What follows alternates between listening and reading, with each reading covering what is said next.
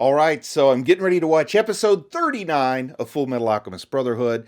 Last we saw the crew on the show, it looked like Winry was unconscious, being held under Scar's arm. Of course, as I said at the end of the last episode, I think it's all some kind of clever ruse. I don't think Winry is really hurt here, but you don't know until you watch and find out. So I think that's what I should do, is just watch and find out. So let's get started. And it also looks like we've got a new OP here at episode 39. So this is the third OP I guess I've had so far. So I've got a whole new song to try and learn to karaoke. And then, of course, also during the OP, I do like to remind people that I have a Patreon now. I know a lot of you already know about that Patreon, but just in case you're not aware, well, there is a link in the video description. All right, so we're back up north in this city. The city where, it looks like chaos was going down. Kimblee's there, Scar's there. I really want to see this face-off between Kimblee and Scar. Of course, Scar is monologuing towards Kimblee a little bit, but seeing the situation is reversed from when they met back in Ishval. And Daydream is the name of the episode. So who's Daydream? What are they daydreaming about? This seems more like a daymare or a nightmare than a daydream. And Edward's down here selling it. He's trying to sell whatever this ruse is to Kimblee. But he's taking the gloves off. Oh no. Yeah, Edward's worried that, Winry's going to be collateral damage if Kimblee doesn't attack. But I don't think Kimblee gives a care. I don't think he could care for squat on what happens to anybody else. I think if he wants to kill Scar, he'll kill everyone in the whole town to do it if he has to. Kimblee seems like that kind of villain. But I really wanted to see what kind of fight Scar would bring to Kimblee here. I think it'd be a great battle. But yeah, he made the structure of the building unsound so they can't just rush right in. And hey, it's a snow day here I am. A surprising March snow day. So I'm really, really feeling this episode. I just got back from the grocery store where I was freezing my tuchus off. And the wind was blowing just like it is in this episode. And snow powder blowing off the car and the buildings. So I felt like I was walking through Fort Briggs just about 20 minutes ago. Oh, and now we're seeing the conversation that happened between Scar and Winry, because we kind of cut away to him holding her under his arm. But yeah, this is a recap where he takes full responsibility and offers no excuses. And he's accepting whatever price he may have to pay for his actions with her parents, the Rockbells. Yeah, he's telling her, you have every right to pass judgment on me. I'm not going to deny that. So what's Winry's judgment going to be here? I want to see how their ruse unfolds. Oh, she's going to blindfold herself here, right? She went and got that cloth. Oh, she's bandaging it for him. She's trying to be a doctor like her parents here instead of an automail mechanic. Oh, man, she's like wanting to honor her parents' legacy rather than get revenge, which is a healthy, wise move. I like that move out of Winry here. Being the sort of noble person, bigger person, the forgiving person. Oh, yeah. She said, don't mistake my kindness for forgiveness, kind of. Just because I have ethics and morals doesn't mean that you're off the hook for what you did. Man, she's tying that knot tight. It's almost like a tourniquet there, I guess. Not just a bandage.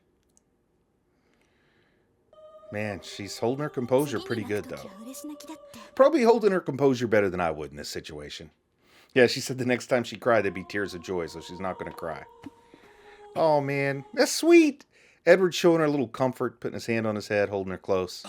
That's nice. That's the kind of touching moment I've been waiting for. And Edward still wants to beat Scar to a pulp and drag him to the Rockbell family grave. Oh, my goodness. Now, that's vengeance with a capital V. Let's see what Miles wants him to do. Oh, is this where they're going to come up with whatever plan they're hatching? So he says his grandfather was Ishvalan, so does that mean his grandmother wasn't? Oh, but he just still has that feeling of brotherly connection there with him. And here's Scar's throwing some shade at Miles for participating with the Amestris forces. Yeah, Scar and Miles have very different philosophies on how to change Ishvalan and Amestris relations. Oh man, this is a cool little thought that Miles is getting out here.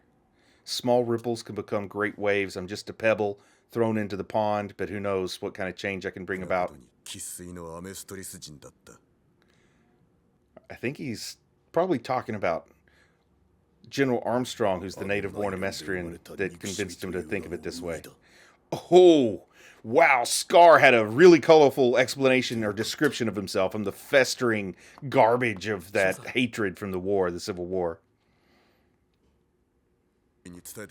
Oh, man. So Miles is informing Kimberly. I didn't expect Miles to trust Kimberly enough to share this information. But I guess Miles, has to prove himself to the Amestrian Armed Forces. Oh, and there's the little girl in Marco. May, that's her name. Marco's begging him not to take Scar away. Okay, I want to hear what they got here. I want to hear what kind of argument gets him to hatch what I'm convinced is this clever ruse on the rooftop involving Winry as a fake hostage. Or at the very least, a voluntary hostage. How about that? Oh, so this is that book of research that has all the value of fusing alchemistry and alchemy. Or I should say alchemy, not alchemistry. Why is Scar the only one who can read it? I don't know, but that makes him valuable. Too valuable to get rid of. They need to know what it says. Maybe they can fix Marco's face with that. Oh no, May's kind of worried about being taken prisoner. He claims she's going to get a warm welcome, but I don't know if I'd trust the military in this country with all the weird stuff going on. She doesn't know Miles from anybody else. He could be just as bad as the homunculi for all she knows. So now Miles has agreed to bring Scar, so we're getting a little turn of circumstance here. Edward's not cool with it, but come on, we know Edward's going to warm up to it, right? There's no way Edward doesn't warm up to the core issues here and understands that Scar and he are working for the same thing eventually. Yeah, Miles is talking about the warning he got from Olivier Armstrong there. The strange problems are rumbling in the land of Amestris. Oh, so they're going to... Here's the plan, is to make Kimberly look bad, and by Winry pretending to be a hostage, she gets out of her actual hostage situation, gets her safely away from Kimberly. I like this plan. And it was all Miles' plan, it sounds like. I did not expect this to be Miles' plan. I thought it might be Winry's plan. But he's got a promise. I think you can trust Scar. I mean, Scar's a scary guy. He's a scary looking dude, but I've never seen him break his word or lie to anybody yet. I mean, he owns his responsibilities for the things he's done. Doesn't deny them, doesn't make excuses. So I think I trust him. Don't trust those chimeras back there, though. Tubby and Spike are what I call them. I know they have real names. Oh, man, they're going to shoot him down? Yeah, this is getting Alphonse's soft spot. He hates to just, execute them, even if they are, quote-unquote monsters. They still, it's not their fault that they are the way they are. And I can see Alphonse relating to it, because it's not his fault that he's blood-sealed into a suit of armor. Some people would see him as a monster. But, you know what? They're willing to accept death. They're not terribly happy about their circumstance. That's something I'm picking up. When you go all the way back to Show Tucker's story, these chimera are not happy to be who they are.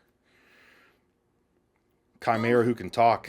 Show Tucker's research must be at the root of this.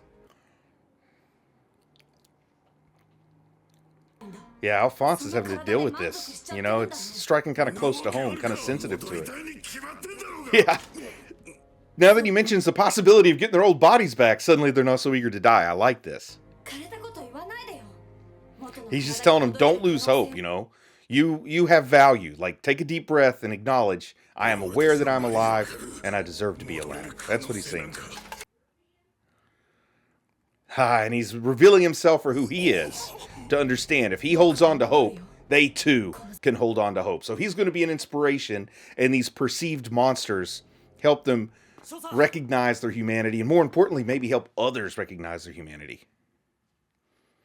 And a bad storm brewing out at Fort Briggs up north. I've already forgotten the name of this town here. Oh, there's the coal mine guy. We did get his backstory and how he came to hate Edward. But he is a coal mining expert, so maybe he can find a way to survive in these mines and tunnels and stuff.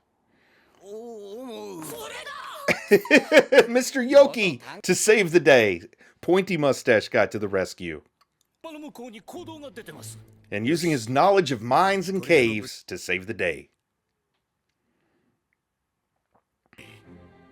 Oh, and he's offering Marco a chance to kind of bow out of the mission here. Oh, yeah, so this is where they hatched the plan to explain Winry's disappearance. But I already kind of gathered why they were going to do it. Edward bragging about his smooth tongue. So they're saying, you can't talk your way out of it. We got to convince him that you had nothing to do with this, Edward, that she was kidnapped by Scar. I like it. It's a good plan. I still feel like, in the end, Winry might be the one to suggest it. Yeah. She is the one to suggest it, because she would kind of have to be the one, because nobody else is going to suggest potentially putting Winry in harm's way like this. She has to suggest it herself for it to be a valid suggestion, you know? It's kind of crass. Kind of not a good look if anybody else would have suggested it. But she, wow, talk about forgiveness. Not necessarily forgiveness, but trust here. And she's willing to work with the person who killed her parents. This shows Winry is one of, like, the most well-enlightened individuals in this cast. Pretty impressive there, Winry. I feel like it's something Hughes would do, too. Yeah, telling him, quit this. Stop it. I got my own agency here, guys. Don't make my decisions for me. Yeah, they got to move quickly, because Kimberly's will bring the whole building down if he has to. Alright, so here's where they hatch the plan, and then let's see what it leads to. Now that we understand how it came up, you know, how the plan was developed, the genesis of this ruse, I want to see what happens next. Where do they go? Do they meet up again somewhere? What's the next adventure on the horizon here? Yeah, I do want to see what decision. We know how Alphonse feels about the Chimera, but I'm curious how Miles and Scar are going to feel about it. And they're worried Kimberly's going to kill them if they leave him behind, so at least let us go and have a chance of dying free instead of dying as prisoners. Oh man, Marco's understanding here. Oh, and he's talking some reason, like they've got skin in the game. Like there are people they love in the country, and they're trying to save people in this nation, the entire nation, from dying. So by unveiling to them the sinister nature of this horrible plot, it makes it so they, you know, the only way you can trust some people is to trust them to look out for their own best interests. So he's explaining to them what their best interests are. That's a good move. Marco's a smart guy. I like this. Miles referring to, you know, in his words, his red-eyed brother, his fallen brother. Give us a good show here. So here we go. I still want to see just a one-on-one battle between Kimberly and Scar before this show's over. I want to see him just battle it out hardcore. No holds barred, no holding back. Oh, her earrings are going to give her frostbite? I didn't know earrings did that, but I know very little about frostbite. In fact, I was worried my hands, they were numb when I was wiping snow off my car. Maybe I got frostbite. But I didn't have earrings in, so I had that going for me. Maybe I should wear earrings next time. Like heated earrings, little battery-powered heated earrings will keep my lobes warm, probably. Something like that. I didn't even wear gloves. You know, I'm out in the snow. I should wear gloves if I'm going to wipe the snow off my car. Don't know why I didn't do that. See, people tell me I should pause when I talk, or I can just let it buffer and vamp, and it looks like I planned it that way. Yeah. So the storm must be pretty bad, because they feel pretty confident they got him pinned down.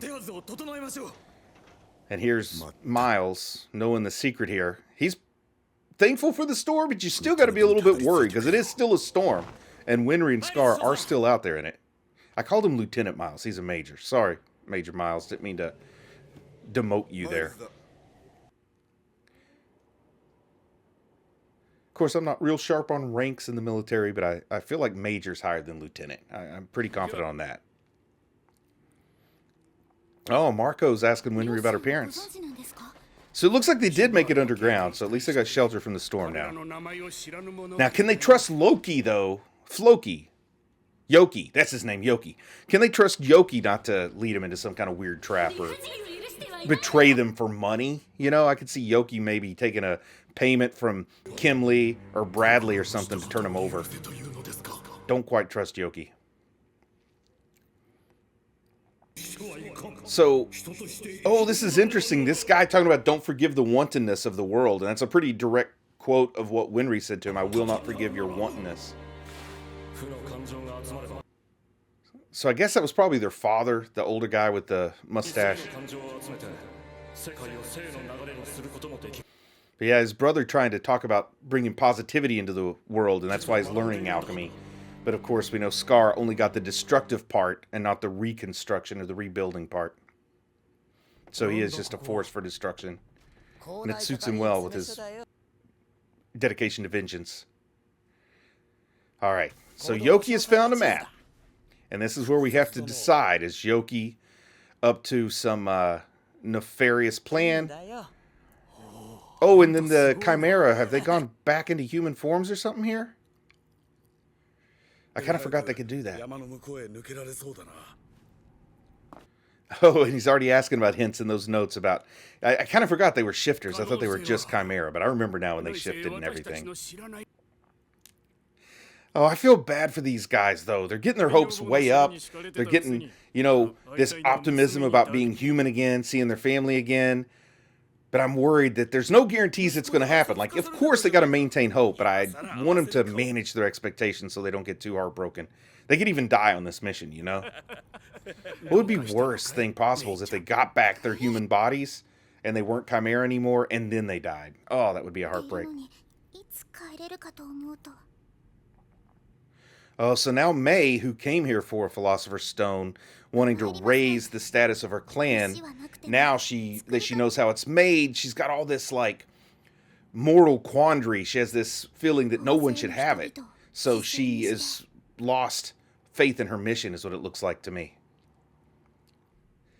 So everybody wants what's in those notes, man. So a lot of pressure to get those notes deciphered and interpreted, and what if they don't contain the information everybody wants?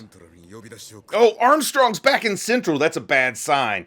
That means Briggs is without their tough leader up there. You know, the strong as an ox, heart of a bull or whatever. Man, that's got to be a serious leadership void that's going to be hard to overcome up here with all this foul forces at play. Oh, man. So, you know, having Armstrong, General Armstrong there was a key part of the plan, and now that she's not there, everything just got a little bit more dangerous, or maybe a lot more dangerous. So now, I mean, Edward wants to go warn him. They want to catch up with him, want to help him. There's this horrible, horrible storm out there. No way that a sane person would go out in it and catch up. But of course, nobody's accused the Elric brothers of being insane, have they? So Alphonse can do it because he's impervious to the weather. Looking at the upside of his unfortunate condition. And he's out there, but will he freeze up? Is he like the Tin Man there? But he does say it's worse than he imagined. I want to see how this cold affects him. Like, I could see, like, his joints freezing up so he can't move, even if he doesn't feel the pain of the frostbite. You know, if he doesn't feel some of the physiological effects, he can still feel mechanical effects. And, like, the whiteout, whoa. Is this his body? He went into the void somehow? Or is this some kind of vision? How did Alphonse get here to the void to see his body? His emaciated body. Oh, those fingernails look so unhealthy. This has to be some kind of illusion, right? He's not really there. What an unfortunate time to reclaim his body, though. He would freeze to death out there. I gotta understand how that just happened. Like, how did he accomplish that? Is it because of the stress or the strain? So, does he feel like his body is pulling on his soul, but it was rejected here? I got to get more insight into what just happened here. Oh, he's back on track. I was worried he'd get so distracted by that little episode and lose track of his mission to try to save Winry. Oh, it doesn't look good, though, for anybody. Who? Is this father? Looks like he's hooked up to something. Oh, man, he seems to know where everybody's at out there, placing them like pawns on this board. Oh, Izumi Curtis is part of whatever his plan is. Are these all like sacrifices for the Philosopher's Stone? And he needs one more. Who's it gonna be? Is it gonna be Mustang? Is it gonna be Scar? Who's that other one gonna be? Now that is an intriguing question. Oh man, that looks like a pretty bad omen. Pretty ominous. And Izumi Curtis getting pulled in. I think Mustang might be the other piece he wants to put on the board. He talked about Mustang. Oh my goodness. I got a little carried away. My mic just popped off. Well, anyway, with that, I'm going to say a great episode, asking more questions. We got to see the mystery of what happened at the end of the last episode. Always a good time. I feel the cold in my bones watching this episode. A lot of fun, right? Well, anyway, I'm proud of you for watching anime, and I'll talk to you again soon. I just want to say a big thank you to everyone who supports the channel on Patreon. It really means a lot to me. If you might be interested in Patreon perks like early access to videos, uncut reaction videos, ad-free videos, and the opportunity to vote on which anime will be covered in the future, then click on the link in the video description. Thank you.